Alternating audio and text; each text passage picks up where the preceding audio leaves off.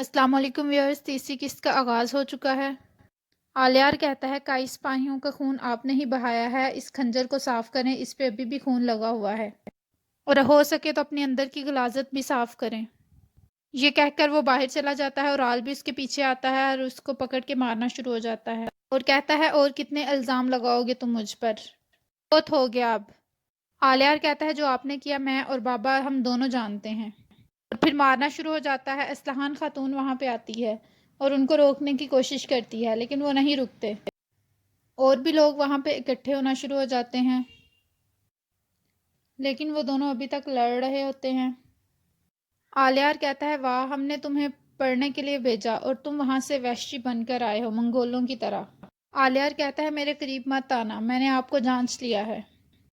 اتنے میں وہاں جاندار صاحب بھی آ جاتے ہیں اور وہ منع کرتے ہیں دونوں کو اور وہ لڑنا بند کر دیتے ہیں۔ وہ کہتے ہیں دونوں میرے خیمے میں آؤ، اور آل خیمے میں جا کر کہتا ہے بہت ہو گیا بابا، آپ نے آلیار کی تمام باتوں پر یقین کر لیا، کب تک اپنے بہن بھائیوں کا جھوٹ برداشت کرتا رہوں گا۔ دار اس کے ٹھوکر مارتے ہیں اور وہ گر جاتا ہے۔ صرف چولپان خاتون اسلحان کو کہتی ہے کیا ہو رہا ہے یہاں، مجھے سب کچھ سچ بتاؤ۔ اسلحان کہتی ہے تمہیں بھی پتا ہے سب۔ جاندار صاحب اپنی تلوار اٹھاتے ہیں اور وہ تلوار اورال کی گردن پر رکھ دیتے ہیں۔ آلیار کہتا ہے بابا نہ کریں۔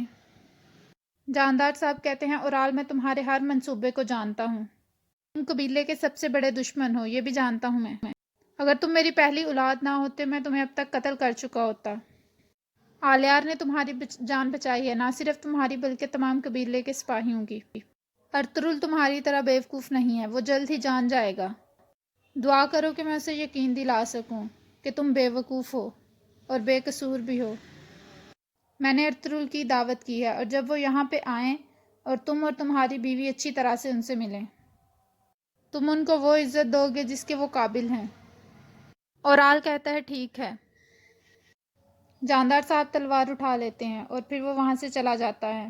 دوسری طرف ارطغرل آرتک کو بتا رہا ہوتا ہے کہ جس نے ہمارے سپاہیوں کو شہید کیا وہ ہم سے پہلے ثبوت کے پاس پہنچ گیا، انہوں نے بازار میں ہمارا پیچھا کیا، وہ ہمارے ارد گرد ہی موجود رہے۔ آرتک کہتا ہے یہ ضرور کوئی ایسے ہیں جن کو خوف ہے کہ ہم ثبوت تک نہ پہنچ سکیں اور وہی اس کے ذمہ دار ہوں گے۔ ارطغرل کہتا ہے یا اللہ مجھے میرے مسلمان بھائیوں کا خون نہ بہانا پڑے۔ آرتک صاحب کہتے ہیں یہ آپ کیا کہہ رہے ہیں حضور؟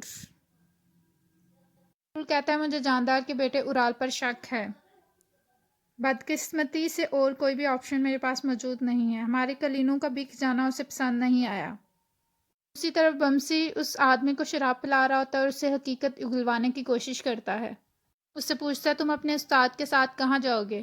دیتا ہے میں دہلی جزیرے۔ بمسی پوچھتا ہے یہ کہاں پہ ہے؟ وہ آدمی بتاتا ہے یہ قسنطینہ سے بحری جہاز سے جائیں گے ہم۔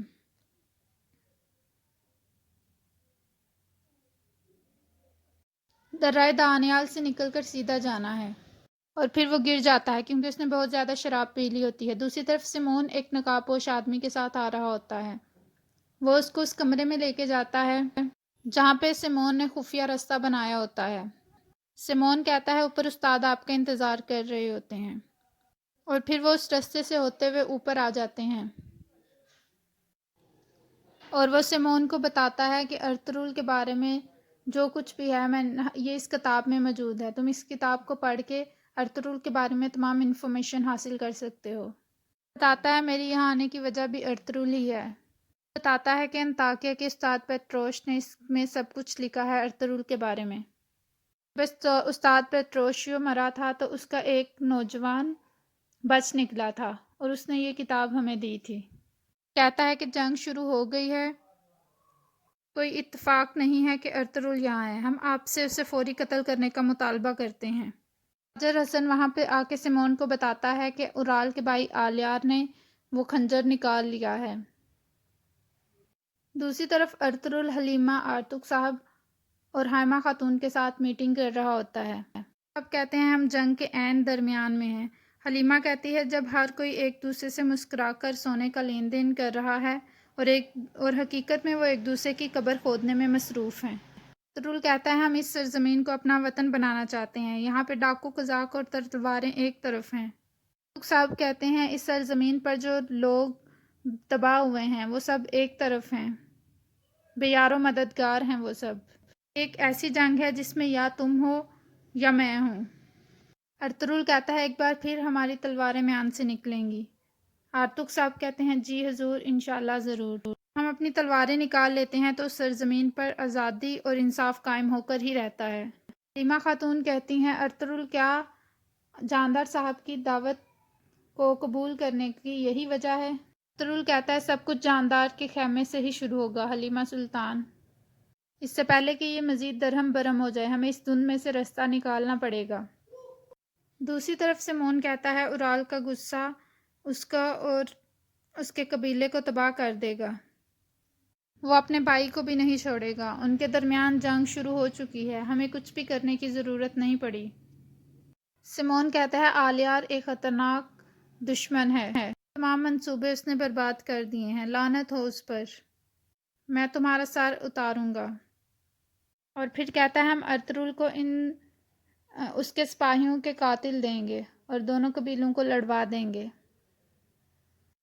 دوسری طرف جاودار قبیلے میں جاندار صاحب نماز پڑھ رہے ہوتے ہیں اور پھر وہ دعا کرتے ہیں کہ ان کی اولاد کو ہدایت دے دے، کیونکہ وہ اورال کی وجہ سے بہت پریشان ہوتے ہیں۔ وہ کہتے ہیں میں اورال کو جاودار قبیلے کی امید بنانا چاہتا تھا، لیکن اب اس نے میری تمام امیدوں کو ختم کر دیا ہے، مجھے ڈر ہے کہ میرا قبیلہ کہیں میرے گناہوں کا حساب نہ دے۔ دوسری طرف اسلحان خاتون اپنے بالوں کو کنگھی کر رہی ہوتی ہیں اور وہ ارطغرل کے خواب دیکھ رہی ہوتی ہیں، وہ ارطغرل کی بہادری کی قائل ہو چکی ہوتی ہیں اور وہ ارطغرل سے محبت کرنا شروع ہو گئی ہوتی ہیں۔ اوپر سے اس کی بھابھی آ جاتی ہے چولپان خاتون، کہتی ہیں جو تم کچھ کہنا چاہتی ہو مجھے سیدھا ہی کہہ دو۔ خاتون کہتی ہیں تم اور اورال کچھ بھی نہیں چھپا سکتے، تمہیں چاہیے کہ اپنے شوہر کو سمجھاؤ، بلکہ تم بھی الٹا اس کا ساتھ دے رہی ہو۔ کہتی ہے تم یہ کیسے دعویٰ کر سکتی ہو؟ اسلحان خاتون کہتی ہیں میں جانتی ہوں یہ سب کچھ سچ ہے، سب کو تباہی میں دھکیل رہے ہیں۔ دوسری طرف ارطغرل کے خیمے کا منظر شروع ہو گیا ہے۔ ارطغرل اور حلیمہ سونے کے لباس میں موجود ہوتی ہیں۔ حلیمہ جاندار صاحب کے قبیلے کے لیے کچھ تحفے تحائف جمع کر رہی ہوتی ہیں اور وہ ارطغرل کو بتاتی ہیں کہ اس نے تمام تحائف تیار کر لیے ہیں۔ ارطغرل کہتا ہے میں اپنی بیوی اور ماں کے ساتھ ان کے قبیلے جا رہا ہوں، یہ ان کے لیے عزت کی بات ہونی چاہیے کہ آپ اورال کے بارے میں اتنے مشکوک ہیں پھر بھی آپ جا رہے ہیں۔ کہتا ہے مجھے جاندار، آلیار اور اسلحان خاتون پر ذرا برابر شک نہیں ہے۔ دوسری طرف اورال اور اس کی بیوی بات کر رہے ہوتے ہیں۔ چولپان کہتی ہے کہ سیمون کی بہن ماریا نے وہ خنجر تلاش کر کے ارطغرل کو دیا تھا، وہ آپ کے خلاف سازشیں کر رہا ہے۔ اورال کہتا ہے سیمون میرے ہاتھوں سے نہیں بچے گا۔ چولپان کہتی ہیں تیر کمان سے نکل گیا ہے، جاندار صاحب کی آپ پر نظر ہے۔ چولپان کہتی ہے اب قبیلے کے ساتھ ساتھ بازار کی ڈوریں بھی لینے کا وقت آن پہنچا ہے۔ اورال کہتا ہے میں کسی کو نہیں چھوڑوں گا، اس قبیلے کا سردار میں ہی بنوں گا، میرے سامنے جو بھی آیا میں اسے کچل دوں گا۔ چولپان کہتی ہیں چاہے وہ آپ کے بابا ہی کیوں نہ ہو، وہ کہتی ہے اورال کہتا ہے جی ہاں۔ اسی طرف جاندار صاحب اورال کے سپاہی کے خیمے میں ہوتے ہیں اور وہ اس کی گردن پر تلوار رکھتے ہیں اور اسے کہتے ہیں اٹھو، مجھے تم سے کوئی ضروری بات کرنی ہے، اسے اٹھا کے اپنے ساتھ لے جاتے ہیں۔ دوسری طرف کائی قبیلے کا منظر شروع ہوتا ہے۔ ارطغرل کے سپاہی جو سونا کھودنے گئے ہوتے ہیں، وہ غلام آ کے ارطغرل کو کہتا ہے کہ مجھے معاف کر دیجئے گا، میں ان جوان سپاہیوں کا وقت ضائع کیا ہے، میں بہت شرمندہ ہوں، میں بوڑھا ہو گیا ہوں۔ ارطغرل کہتا ہے حاجہ توران، ہم اتنے سالوں سے سونے کے بغیر زندہ ہیں، ہمیں اس کی کوئی خاص ضرورت نہیں ہے۔ دوسری طرف جاندار صاحب اور اس کے سپاہی گات لگا کے بیٹھے ہوتے ہیں۔ کچھ لوگ ایک خیمے میں بیٹھے ہوتے ہیں اپنے سپاہیوں کے ساتھ اور وہ جاندار صاحب ان پر حملہ کر دیتے ہیں، ان کے تمام لوگوں کو مار دیتے ہیں۔ جاندار صاحب کے ساتھ 2 سپاہی ہوتے ہیں جو کہ ان سب کو ختم کر دیتے ہیں۔